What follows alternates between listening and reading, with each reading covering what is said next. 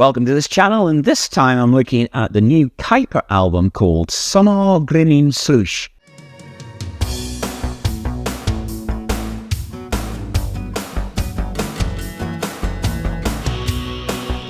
The traditional name translates to Summer, Dawn, Light, effectively. It's due for release on the 28th of June and is the band's 15th studio release.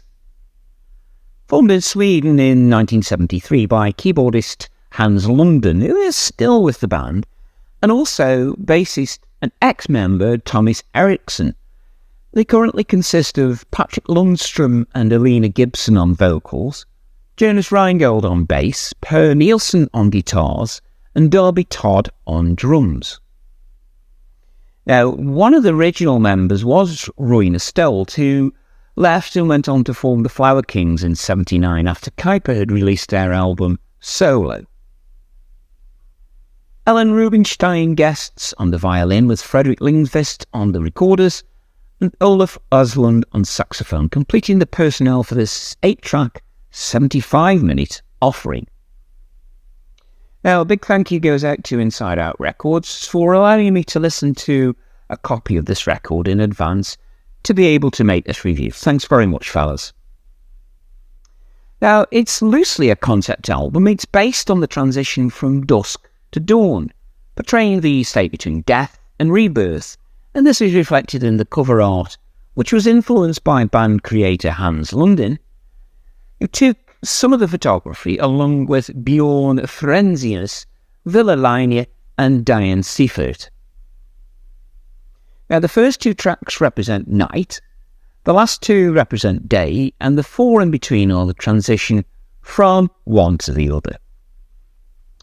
Now, the first track, let me see if I can get this pronunciation right, Sommatgryningsljus, is a short traditional track sung in native Swedish by Aleena, and is a light, gentle, full of spiritualism type track. Next up is the 10 minutes 7 Birds. Now, this starts slowly with a mellotron intro and sung initially by Patrik. It's quite slow and deliberate. Aleena takes over after about 4 verses. There's a melodramatic air to it, but there's a gorgeous lead guitar delivered by Nilsson. There's real quality to it. There's quite a unique a cappella section for the last minute or so, which was quite unexpected, before a final solo closes off this really interesting piece. Like Thousand Dawns bursts immediately into life with a crazy time signature, raging readily for 2.5 minutes before it changes as Aleena starts to sing. Now, at about 8.5 minutes, there's about turn back to spiralling upward vocal harmonies between Patrik and Aleena. The bass of Jonas Rheingold plays an electric bass riff amidst all this commotion.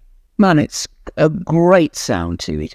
And the skill and musicality of the band over the course of this 11-minute track make it such amazing listening. Now then, the next track is Revelation View. It starts with a heavy keyboard intro. It's full of intent and pomp of what's to come before Patrik comes in with the vocals calming it all down. Aleena joins in as they continue with the vocals. In the instrumental section, there is a beautiful violin solo played by guest musician Ellen, and that is refreshing. And then Freddie adds his recorders on top of a great bass line being played from Jonas again. There's a zip and a swing to this section that makes it so easy to become engrossed in the music.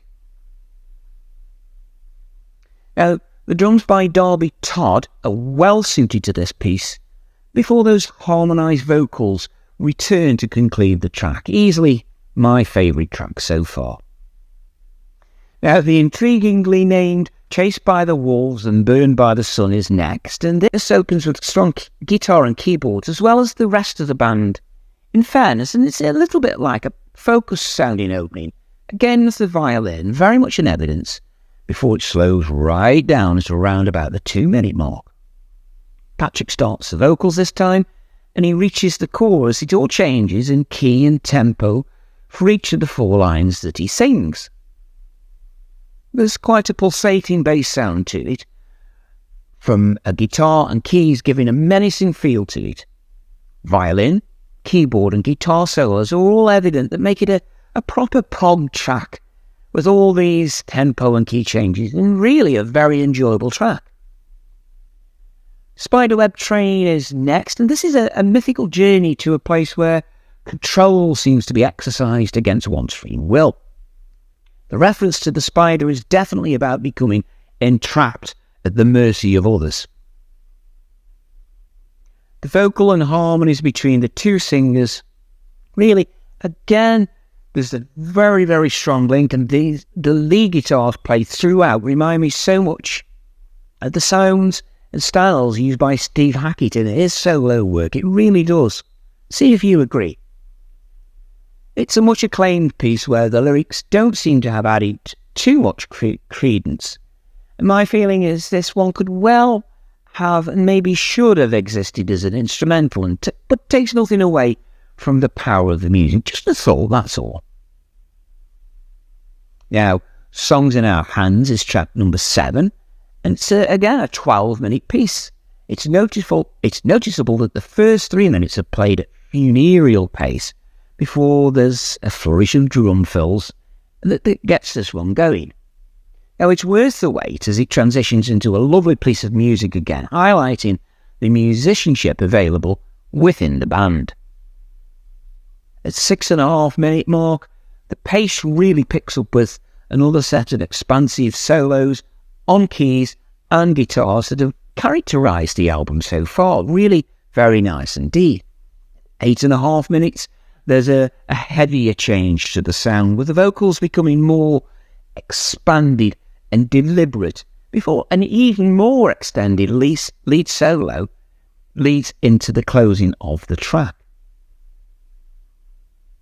Sommatgryningsljus is sung in Swedish to finish off the album and concludes it with a track full of feeling and tradition, sung by Aleena.